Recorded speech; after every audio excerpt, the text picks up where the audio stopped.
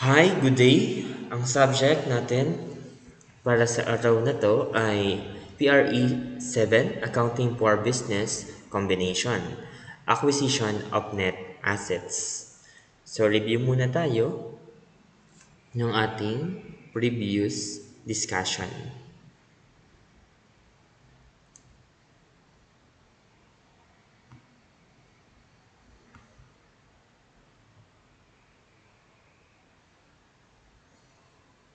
Okay. So, previously, yung ating diniscuss, para maka-acquire ng isang company, magkaroon ng control sa isang company, pwedeng ang i-acquire mo ay yung net assets or yung equity. So, meaning yung buong business, pwede mong makuha by purchasing all the assets and and ikaw na yung obligated dun sa or mag-a-assume dun sa liabilities ng company. At si acquiring company, in case na makareceive siya, ililiquidate na yung company niya. So, para mas makuha natin, magbigay ako sa inyo ng isa pang illustration. Okay. Okay?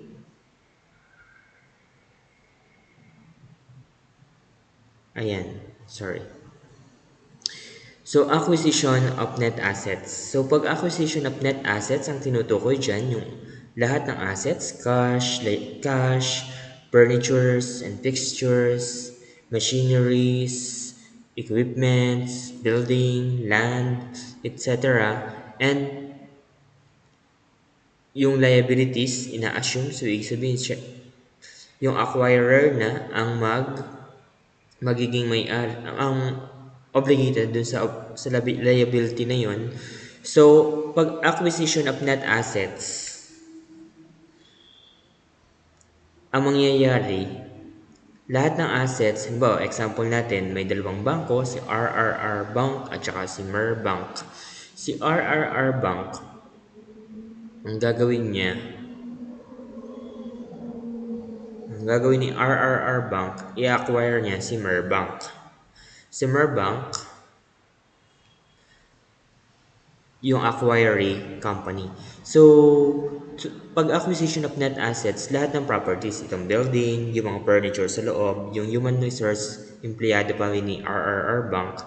Tapos, ang mangyayari, mawawala na ng properties si Merb Bank Incorporated. Sabihin natin, ang shareholders niya ni Merbank Inc. ay si Mallory, 60 million shares, si Elaine, 20 million shares, at si Rachi na 15 million shares, at yung additional 5 million shares ay nasa various stockholders. So yung stockholders, sila pa rin. Sila pa rin.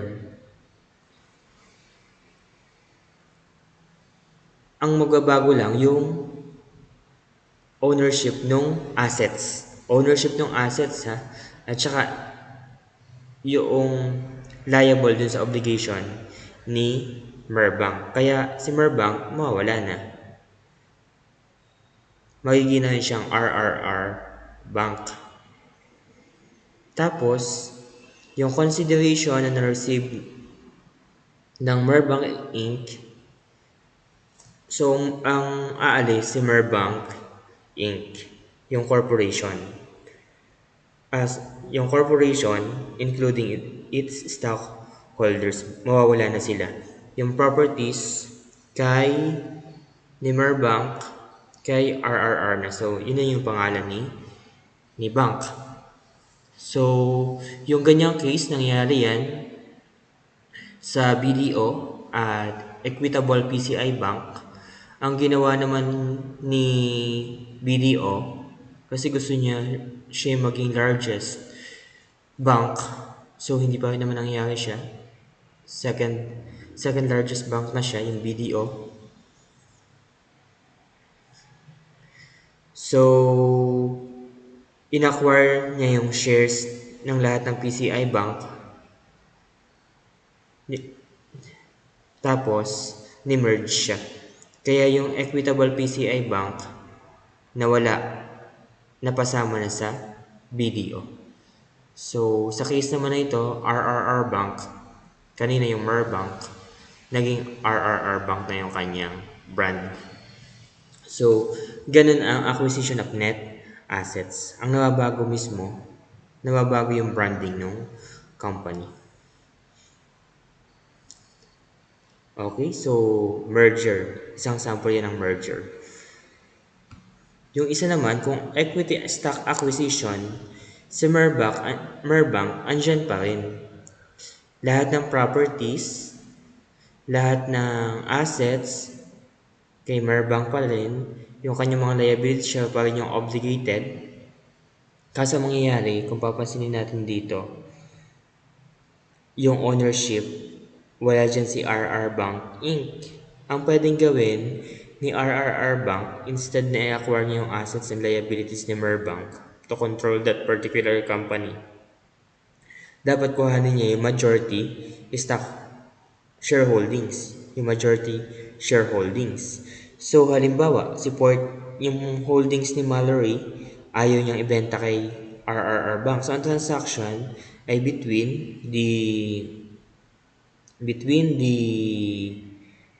acquirer company and the investors stockholders ni Merbank. Ayaw pumayag ni Mallory. Kaya ang ginawa ni RRR Bank, inacquire niya yung kay Elaine at kay Rochi. 30 million tsaka 25 million. Ang total niya, 100 million shares. So, na-acquire ni RRR Bank Inc. yung 55 million shares. So, equivalent to 55% ownership. So, controlled na niya. Majority stockholder na si bank without purchasing the assets and liabilities of the company. So, yun yung tinatawag na stock or equity acquisition. So, makokontrol mo siya. Either, bilhin mo lahat ng assets, i-assume lahat ng liabilities ng isang business, or or kaysa gawin mo yun at emerge sa company mo at maliliquidate yung isang company, yung shareholdings na lang, still andito pa rin si Merbank, si RRR Bank. So, si Merbank still existing pa rin. Magkaiba pa rin sila. Separate legal entity pa rin sila. Pero for the purpose of reporting, sila ay single economic entity. Kaya yan ay subject to consolidation. Yun yung chapter 2. Pero ngayon, ang didiscuss natin, chapter 1. Itong net asset acquisition. Acquisition of net assets. Okay. So ngayon, paano tayo mag-acquire ng net assets? Ang i-acquire natin sa hindi yung equity. Instead, lahat ng assets and liabilities ni acquiring company. So, ibig sabihin, pag wala na siyang assets, halimbawa dun sa bangko, wala na siyang building, wala na siyang tatauhan, wala na siyang mga furnitures, at lahat-lahat ng assets, pwede ba siya mag-operate as bank? Unless, magtayo siya ng panibago. Pero yung existing facility niya, makukuha niya ni acquirer. So, net asset acquisition yon, hindi yung ownership. So, ano yung, ang ma-acquire ay itong assets and liabilities ni acquiree. Ang tanong, ang valuation niya per value. Paano ma-acquire ni acquirer yung net assets, ito yun, net assets ni acquiree? Pwedeng mag-issue siya ng assets, pwedeng bayaran ng mga assets niya, particularly cash, or other type ng asset. Pagdating dito, asset yun ni acquiring company. Pwedeng obligation, mag-issue siya ng notes, payable, or bonds. So, yun naman yung magiging liability natin. So, pwede tayo mag-issue ng bonds or notes in exchange for the net asset of the acquiree. Or pwede din naman na equity. Mag-issue tayo ng share dun sa acquiring company in exchange for their net asset. Kung asset ang ang consideration natin pagdating kay acquiring, asset pa rin yun. Sorry, kahit anong i-exchange natin, pagdating kay acquiring, asset pa rin niya yun. Kasi, property, asset, liability or equity, pagdating kay acquiring, pag yan yung ibinayad natin, investment naman yun or financial asset sa part ni acquiring. In turn, pwede siyang mag-put up ng panibagong business or kadalasan kapag nagpa-acquire ka, ililiquidate na yan. Aalisin na yung company na yan. So, may hiwalay tayong chapter for corporate liquidation. So, ano pwedeng consideration? It could be an asset. Pwede rin mag-issue tayo ng liability, bond or note. Or pwede rin mag-issue tayo ng equity instrument natin. Yung unissued shares natin, ibayad natin kay acquiring company. So, ang valuation syempre, per value. Kung ang consideration ay mas magaan sa net assets, mas mabigat yung net assets. So, ibig sabihin, bakit tayo nagbayad? Ibig sabihin, mas madami yung ma-acquire nating net asset sa ipinagpalit natin or yung consideration natin, kung bagay tubo pa tayo. Mas nakalamang tayo. So, sa mga ganyang case, yan yung mga type ng businesses na may management issue or other problem, kaya nakabargain na yung price ng kanilang company. Instead na sila pa yung mag-manage, baka yung isang company mas magaling mag-manage, si acquirer, kaya i-acquire na lang siya ng ibang company. So, yan. Magkakaroon ng bargain purchase gain. Kaso bakit naman tayo magbabayad ng sobra? Ayan. Mas mabigat yung consideration natin kaysa sa ma-receive nating net asset. Kasi baka may na-form ng ito. Ito nga, yung kanina example ko, si BDO at saka si Equitable PCI Bank plus yung mga example natin last time, yung synergy, nakakapag-create ng goodwill. So, nagbayad tayo for goodwill. Okay? So, ano-ano yung entries na gagawin natin para kay acquirer. So, doon tayo magka-focus kay acquirer kasi business combination. So, kay acquirer, gaya ng na-discuss din last time, medyo dinagdagan ko lang, itong dalawa, yung galing kay acquiree. Makukuha natin yung assets niya, so debit assets, at tayo na yung liable dun sa kanyang mga obligation. So, iisa-isahin natin ano ba yung mga liabilities. Liabilities ni acquiree. Nakaisa-isa yan. Kung yung asset mo, cash, receivable, inventory, PPE, etc. Liabilities, accounts payable, isa-isahin mo din yan. Naka-line item.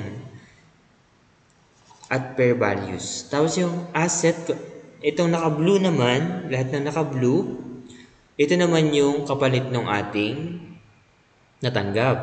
Yung ma-receive naman, o pinagpalit natin para dun sa net asset, para sa net asset ni acquiree. So, yung asset consideration natin, pwedeng cash, Nagkaroon ba tayo ng panibagong obligation? Pwedeng notes or bonds? Meron bang contingent consideration? Ano yung contingent consideration? Halimbawa, profitable yung business ni acquiree. Tayo yung nagkuha. Halimbawa, siya ay corporation, namatay halimbawa yung pinaka chairman o yung may-ari at hindi alam kung paano i-manage ng mga anak. Ang alam lang gumastos ng gumastos. Hindi. So, ganun yan. May mga ganong cases. So, hindi na i-manage kaya ibinebenta na lang nila yung company nila. So, profitable siya. So, contingent halimbawa sa stock price ng business na yon o kaya naman ay naka-link siya dun sa profitability, dun sa net profit. So, pag na-attain yun, tsaka lang babayaran. So, kung hindi naman siya na-attain, di hindi babayaran.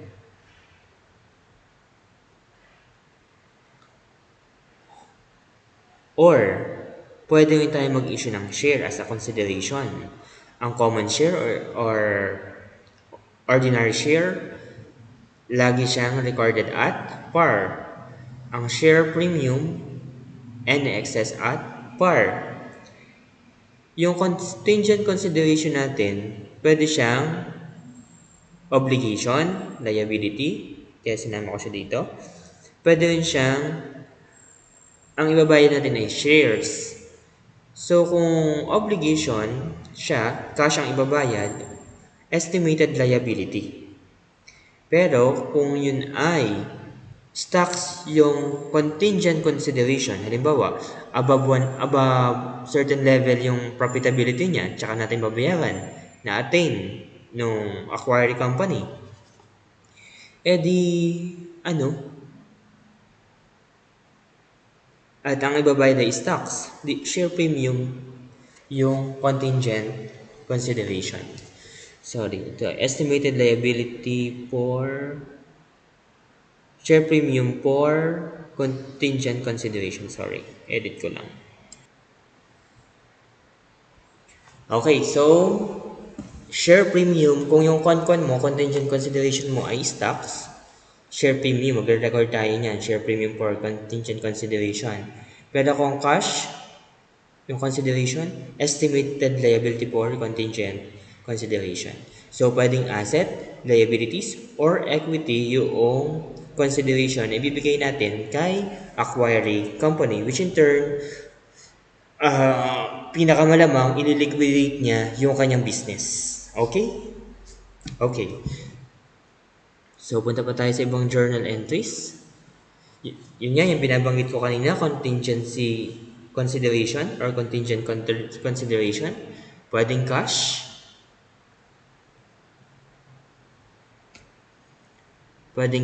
pwedeng stock.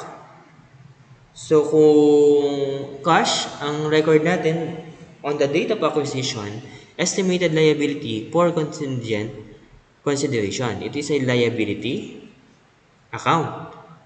Pag sinettle na or binayaran na-attain yung yung contingency, so ano na siya? Mawawala yung obligation. Kung may additional siya, nag-increase yung amount, magkakaroon tayo ng loss, debit loss, credit cash. Pero kung halimbawa, hindi na-attain, hindi ganun ka-profitable, wala na tayong obligation, decrease in obligation, gain yun. So, credit gain, due to decrease in estimated liability for contingent consideration. Pero, yan, ina-adjust yan annually. Pero ito, hindi siya ina-adjust. Kasi gain or loss yan sa profit or loss. Pero pag stock yung contingent consideration mo, ang pasok niya, unang entrada dun sa acquisition date, share premium for contingent consideration. At pag na-settle na yan, na-achieve, naabot yung, yung condition,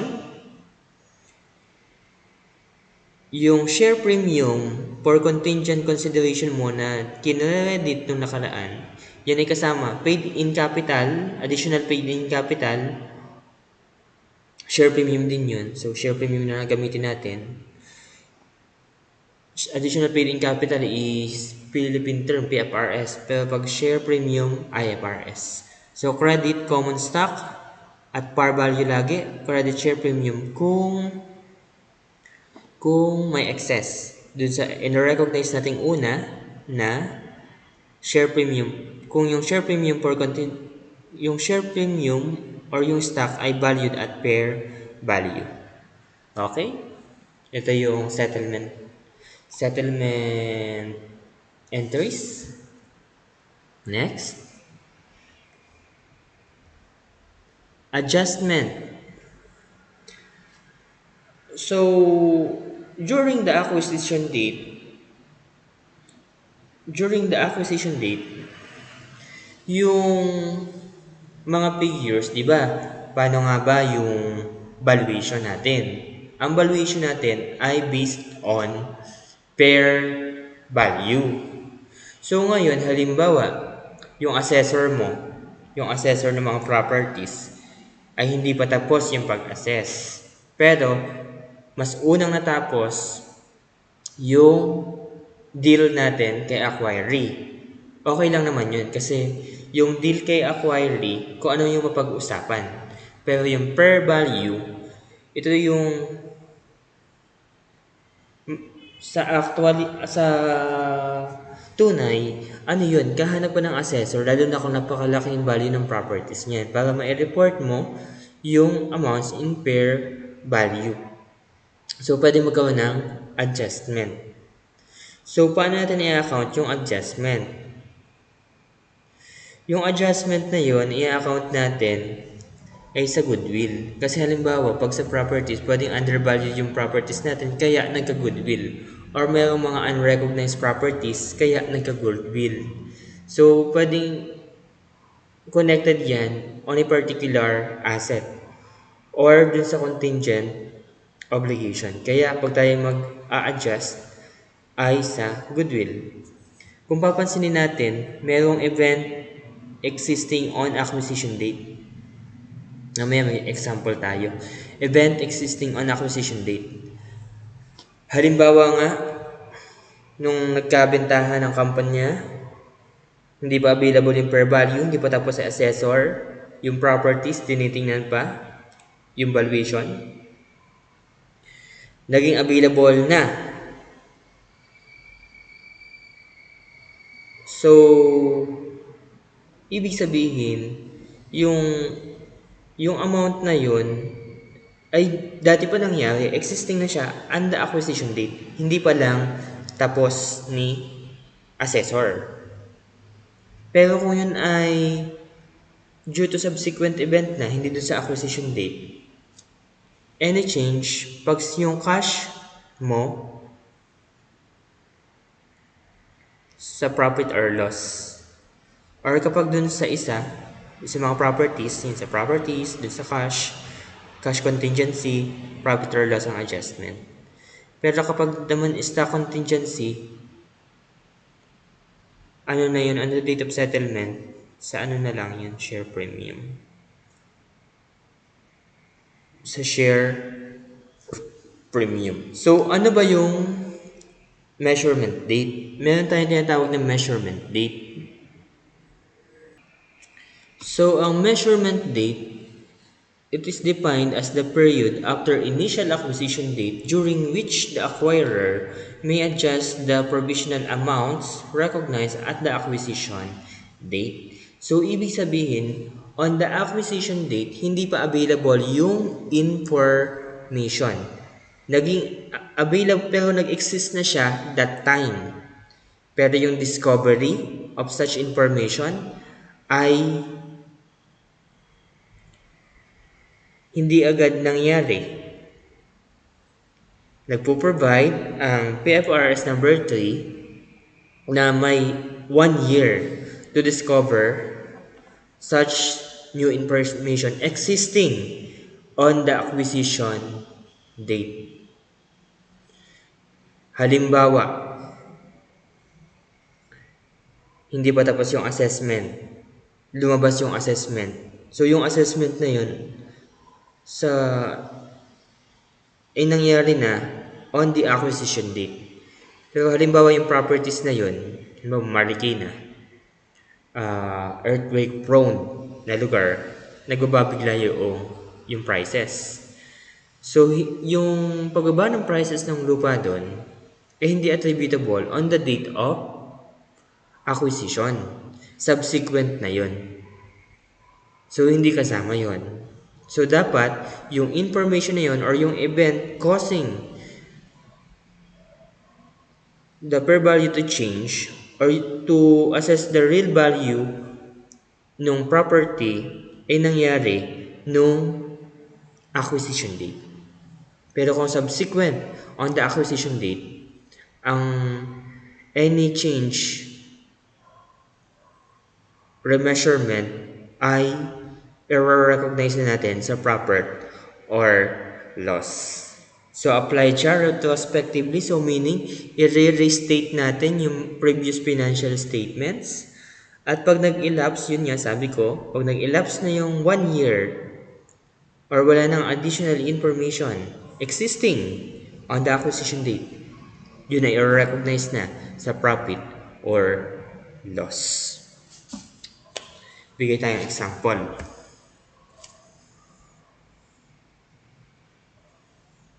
Okay? Basta pag event existing on acquisition date, hindi pa available.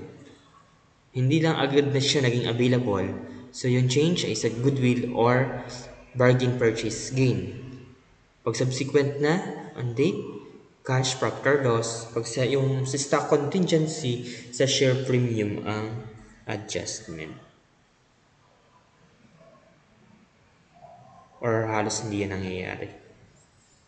Kasi nga, pag stock contingency, settlement lang yan. Wala nang re-measurement. Mamaya makikita natin yung example. Ayan. So, punta tayo. Illustration 1-1. Illustration 1-1. Page 29. So, pakipause. Pakikuha ng book. Kinopya ko. Okay. So, nakangopya din pala ako. Okay, so, ano na? Si Paul at Simon. Wait, nabago. Si Paul at si Simon. Si Paul ang acquirer, at si Simon ang acquiree. So, ang mahalaga lang naman dyan ay yung consideration. Tatandaan natin. Yung consideration at fair value nung i-acquire. Laging fair value. So, magkano ba yung consideration? Ang sabi dyan, 100,000 na cash. 100,000 na cash. Tapos, 3,600 shares. Ang fair value niya ay 25. So, 90,000. So, ang consideration, 190,000. Magkano yung na-acquire na net asset? So, 218. Ayan. Fair value. Liabilities, magkano? 58,000. So, ang net, 160,000. Nagbayad ka, acquirer, ng 190. Tapos, ang na-acquire mo lang is 160. Para saan? Yung kasobrahang ibinayad. Yung goodwill. Yung example natin last time, yun yung para sa synergy. Okay. So, paano yung effect sa kanilang financial statements? So, magkakaroon muna tayo ng journal entries. Yung asset na na-acquire ni asset na acquire at fair value, ito siya, goodwill, yung difference, liabilities, ayun, liabilities assumed. Iisa-isahin mo ngayon yan, lahat ng liabilities. So, itong dalawa, asset acquired, liabilities assumed. Tapos, consideration. So, yung consideration mo ay cash, common shares, common stocks, ordinary shares, at par value lagi ang recording. Any excess sa par value ay pupunta sa share premium. Yung difference ng consideration at nung net asset, either goodwill or bargain purchase gain, mas mataas yung consideration, kaya goodwill. Sabi sa book, may mga expenses siya, acquisition related. Diniscuss na rin natin siya nung nakaraan. Either direct or indirect to the acquisition expense. Pag konektado yan sa ini-issue nating share, nag-issue tayo ng shares, dadaan yan sa SEC. Worth 27,000. Pakicheck na lang sa book. Yan yung SEC registration tsaka printing ng stock certificates. 27,000. So, wala na yan. This is part nitong business combination entries natin. Paano naman si acquiree, si Simon? Si Simon makaka-receive ng cash, 100. Tapos, yung na-acquire yung share, yun yung 100 na ibinayad natin. Ito yun, 100, 100. Yung shares na ini-issue natin sa kanya, ang fair value, 90,000.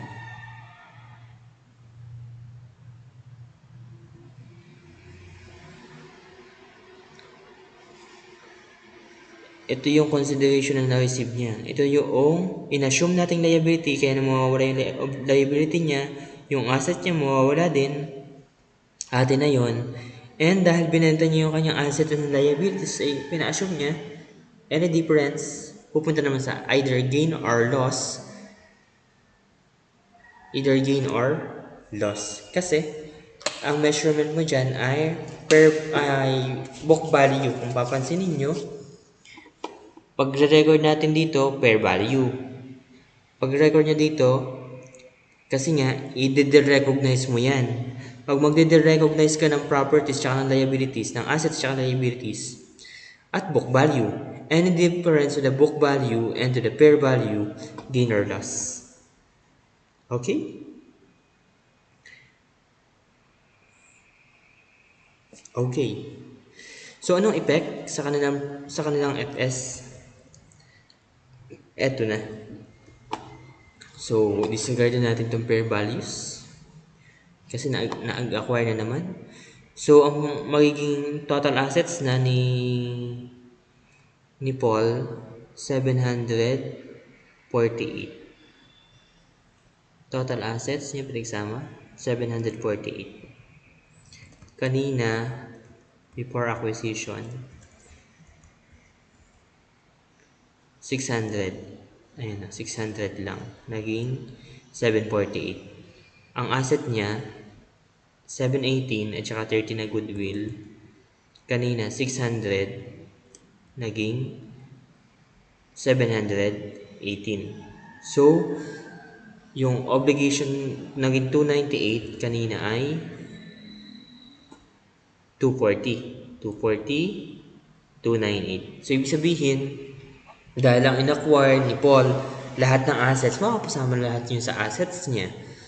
Tapos lahat ng liabilities, makapasama lahat sa liabilities ni Paul. Dun sa mismong financial statements ni Paul. nakasama. At walang consolidation na gagawin. Instead, si Simon, more likely, magli-liquidate yan. Pansinin natin, wala na siyang obligation. Ang natitira niya ay cash at saka investment in stocks. Common stock at saka retained earnings. So, may mga stockholder siya. So, ang pwede niyang gawin, ibenta na lang niya yung stock niya. Bayaran niya yung kanyang mga stockholders. Liquidated siya. Tapos, ang corporation. Tapos na si Simon, corporation.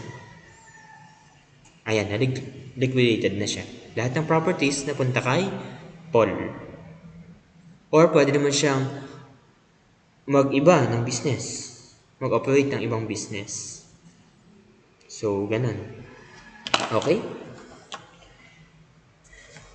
Dun tayo sa kasunod na example.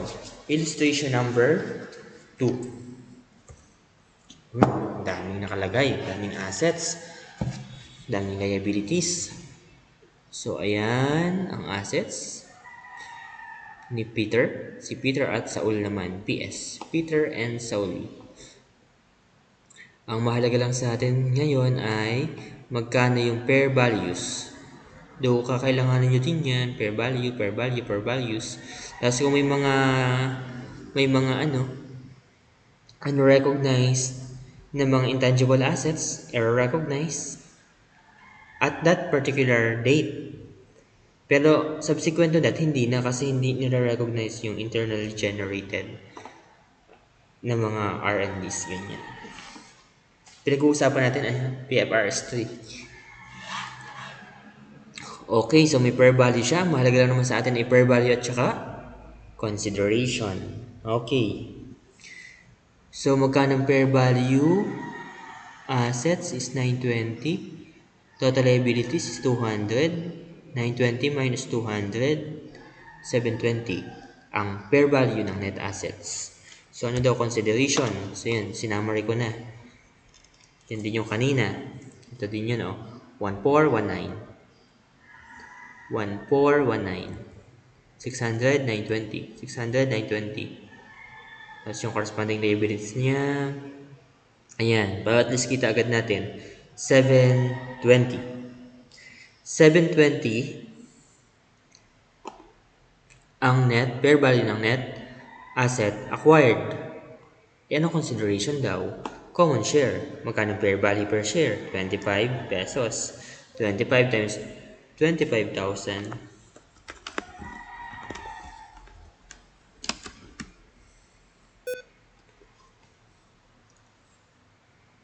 625,000. Yung kaninang sinabi ko, nag-issue siya ng promissory note. 150,000. So, 150,000. Contingent consideration. Yun yung sinasabi ko. Ang sabi sa book, so punta kayo page 31. Ang sabi, a contingent payment of 100,000 cash on January 1, 2000 x7 may x5. If the average income of during the second year period of 2005 and 2006 exceeds 250,000 per year. So contingent pa siya. Pag lumampas lang ng 250,000 yung ang 2005 tsaka 2006, tsaka lang tayo magbabayad. Ang chance lang na mangyari yun, ilang percent? 30% lang daw. Kaya, yung 100,000, 30% lang. Sa provisions, yung pinag-aralan nyo sa intermediate accounting, magsaset ka lang ng provision kapag probable. 30% lang. Hindi siya probable. So, pagdating mo dito sa PFRS 3, hindi applicable ang rule para sa provision. Kukuhanin natin kung magkano yung probable na mangyari. Kukumputin natin kahit hindi siya ganun ka-probable na mangyayari. So, at 30% lang. So, 30,000. Kung may present value factor, i-present value natin siya. So, total value, total consideration, sorry, baka makalito sa inyong book value, hindi yan dyan. Okay, so ang total consideration is 805,000.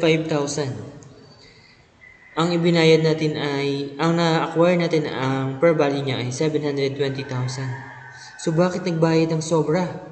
Nagbayad ng sobra para sa goodwill. At ang favorite ng Metro Pacific Investment Corporation, synergy. Kasi nga, iba't ibang business yun eh. Pwede rin due to reputation. Iba pang reason. Okay, dito sa magandang management, human resource. Yung mga tao niya husay magtrabaho. So, iba't ibang reason kung bakit nagkakaroon ng goodwill. Yun yung combination ng mga assets ng isang business. So, yan. Ganun lang yung process. Consideration versus net asset. Pag mas mataas ang net asset acquired,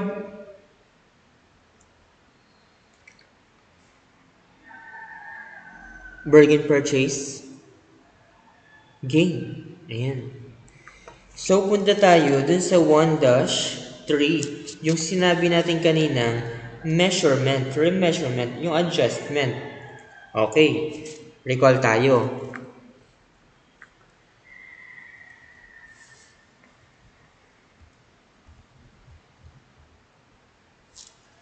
Kapag existing na siya on acquisition date, ang pasok, goodwill.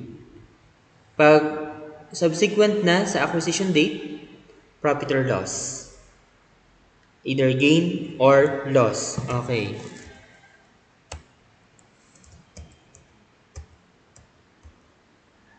Illustration 1-3. Connected pa rin daw siya sa 1-2. Sa 1-2, sabi daw magkano ang ating building.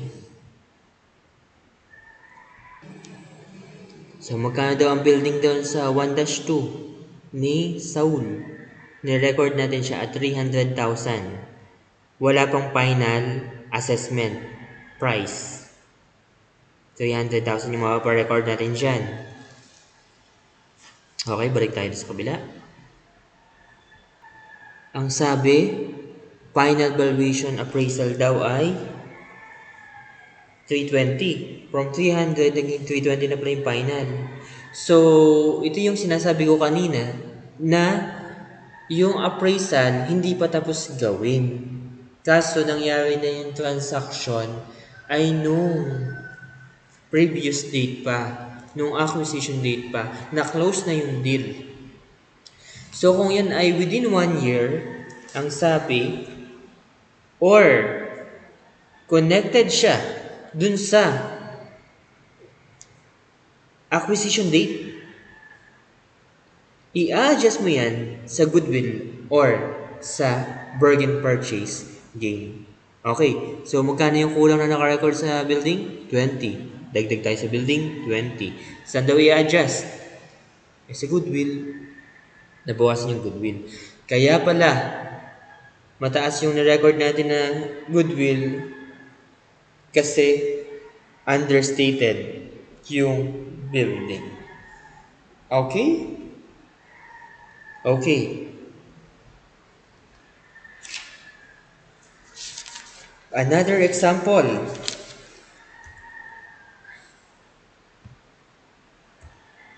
One dash 4. Ayan, madaming transaction.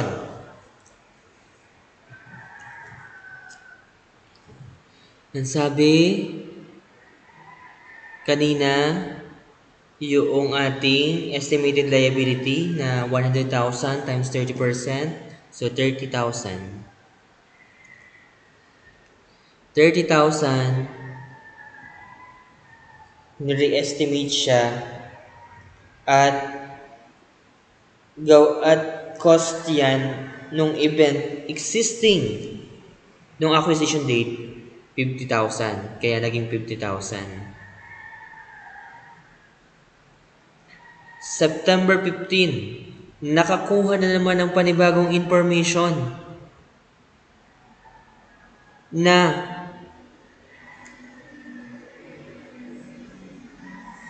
32,000 lang pala. Kasi yung information na yun, available na nung acquisition date. Existing na siya nung acquisition date. 32,000. November 1, ni-recompute yung probability. Patapos na yung taon, nakikita na yung profit ng company.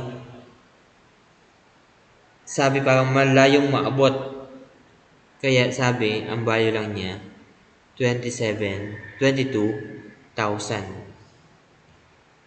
November na, 2 months na lang bago mag-end ang year. During the 2 month period, 2 month period, lumaki ang benta, ay ni-reassess. Kaso yung information, dahil dun sa sale transaction na during the year, hindi dahil dun sa event existing on the acquisition date. So, meaning, mamaya yung meaning. Okay. Mag-enters tayo. Ang sabi? Kapag existing na siya sa acquisition date, ang adjustment, goodwill, or sa bargain purchase gain. August 1, from 30, naging 50. Increase by 20. So, nag-increase ang ating estimated liability for contingent consideration kay Concon na lang. 20,000. Saan daw i-adjust? Existing na siya sa acquisition date, goodwill. From 50, naging 32. Bumaba na 18. Existing na ba yung information na yon? Acquisition date? Yes. Kaso dun muna tayo sa estimated liability, bumaba. Bawasan ang liability, debit, 18,000. Existing na daw ba siya? Yes, kaya sa goodwill. Depende kung ano yung na-record natin ng una sa acquisition. Kung goodwill ba or bargain purchase gain. November 22. Ang sabi kanina, dun sa 1-2, kapag naglampas ng 250,000 ang average income, may babayaran tayong 100,000.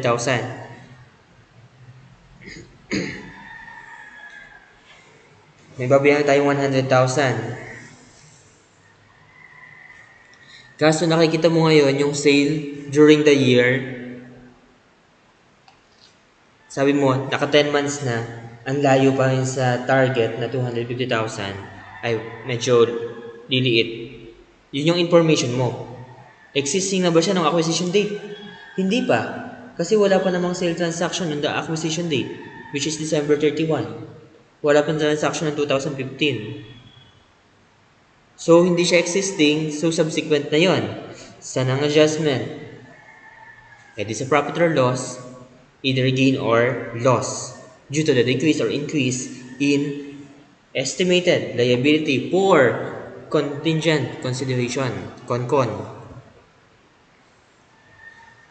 Okay, from 32, naging 22, 10,000. Bawasan ang liability. Bawasan ang liability.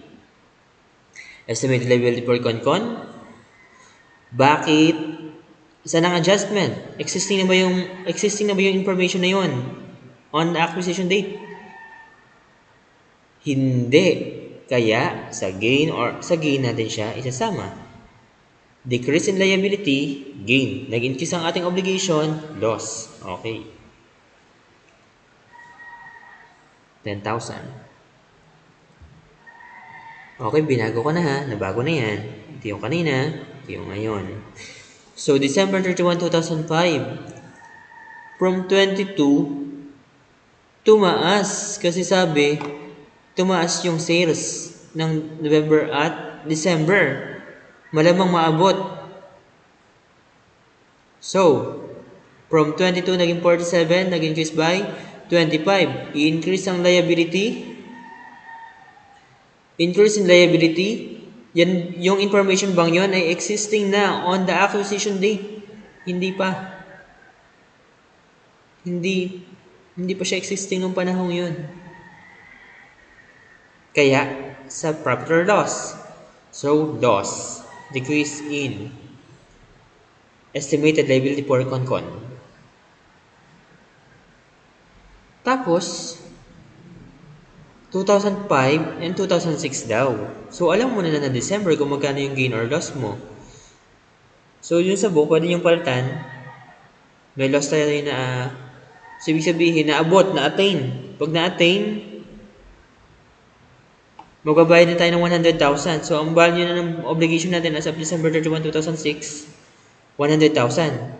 So, from 47 to 100, increase by 52 ang liability. Dahil hindi existing yung information na yon on that particular date, on acquisition date, sa loss, instead sa goodwill. Tapos, settlement date, nabuo na siya, 100,000. 47 plus 52, 100,000. Kinabukasan, ibabayad. So, 100, 100. So, ganun. So, ganun lang siya. Yung mga consideration natin kapag acquisition of net assets. Then, paulit-ulit na yung mga example. Halimbawa, yung 1-5. Ang cash contingency. Pag may present value, i-present value nyo lang. Yun lang yung difference. So, mga bago lang yung computation natin for goodwill. 88654. Consideration versus ito. Kasi yung mga entries na sinabi ko kanina, yun na yun. Yun na yun. So, okay. Thank you very much. Hanggang doon lang yung ating topic. Basta tandaan nyo lang. Una, siya ba ay type ng contingency? Yung study measurement, siya ba ay existing na on the acquisition date? Ngayon lang na-discover? Or panibagong information na siya? Hindi siya nag-exist na panahon yun. Subsequent na. So, yun. Net asset acquisition. Yung mga assets na tatransfer kay acquirer. Yung liabilities na assume. Nawawala normally si acquiree. Next chapter, consolidation naman. Equity acquisition. So, yun lang. Thank you very much.